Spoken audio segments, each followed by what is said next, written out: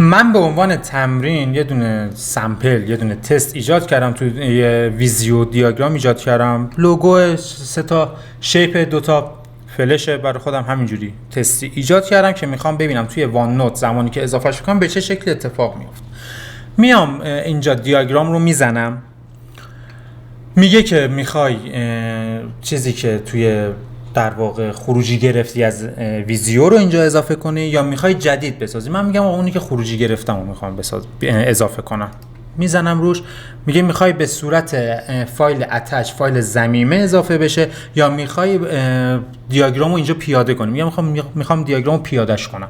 این ست رو میزنم، سایزش رو یه مقدار کوچیک میکنم و همون چیزی که داشتم رو اینجا به من نمایش میده. دیگه به این نیاز ندارم. الان من یهو یادم افتاد که میخواستم این رو ادیتش کنم. میام اینجا روی ادیت میزنم و فایل برای من باز میشه. میام برای مثال اینجا رنگش رو تغییر میدم به سبز و کنترل اس رو میزنم. برمیگردم تو وان نوت میبینم این فلشه برای من سبز شد. پس هر تغییری که من ایجاد کنم رو اینجا میتونم ببینمش. نگران پس میتونم نباشم دیگه. وقتی من زمانی که کارم رو اجرا کردم، وارد وان نوت کردم، هر جا که نیاز داشتم میام ویرایشش میکنم. هیچ مشکلی پس نداره. میتونم بیام اینجا سمپل رو دابل کلیک روش کنم دوباره، یا اسم فایلم رو دوباره منو میبره داخل ویزیو. میتونم بیام همین رو که من بزنم دیلیت میشه دیگه، اصلا نیازی هم بهش ندارم. اینجا هم هستش این منو ادیت رو، ولی برای من دیگه کار نمیکنه، ارور میده، چون من فایلش رو یعنی آدرسش رو در واقع حذف کردم دیگه، به هم لینک نیستم و نمیتونم کاری انجام بدم. میتونم بیام همینجا انتخاب کنم، شروع کنم به نوشتن. این دیاگرام از ویزیو وارد وان نوت شده است.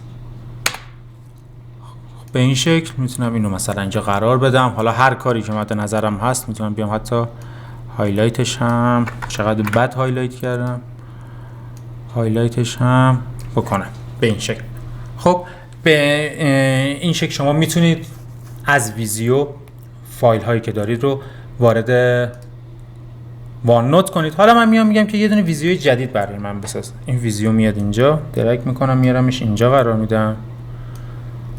خب حتی من میتونم اینو مثلا ببرم بزنم یه گوشه. اوکی،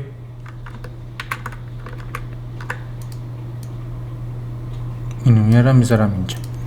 حالا این ویزیو قبلیه رو من میبندم. اینو که روش ادیتو بزنم ویزیو خالی برای من باز میشه و من میتونم شروع کنم به ترسیم اشکالی که دارم، که حالا ما توی این در واقع دوره قرار نیست راجع به ویزیو صحبت کنم. به این شکل میتونم اشکالی که مد نظرم هست رو اضافه کنم و کنترل اس رو که بزنم این باید برای من اینجا در واقع اضافه بشه. بذارید یه دقیقه چکش کنم. به این شکل برای من اضافه شد. دوباره حالا سایزش رو یه مقدار کوچیک میکنم، میارمش وسط قرارش میدم. هر موقعم که نخواستم میتونم بیام این در واقع فایل میانبری که داره رو دیلیت کنم که دیگه تموم شه و به من یا به کاربر من اجازه این که این سند رو ادیت کنه رو نده. میتونم بیام از منوی دراپ مثلا اینجا بنویسم که مثلا من میخوام یه دکمه ایجاد کنم، نام کاربری. خب حالا میام از هوم رنگ مثلا سفید رو انتخاب میکنم، سایز رو میبرم بالا بیشتر، فونتش رو هم درست میکنم و میارم اینجا قرارش میدم. پس الان من حتی یاد گرفتم که چجوری میتونم یه دکمه ساده هم ایجاد کنم. اوکی، اینم نحوه اضافه کردن دیاگرام به وان نوت.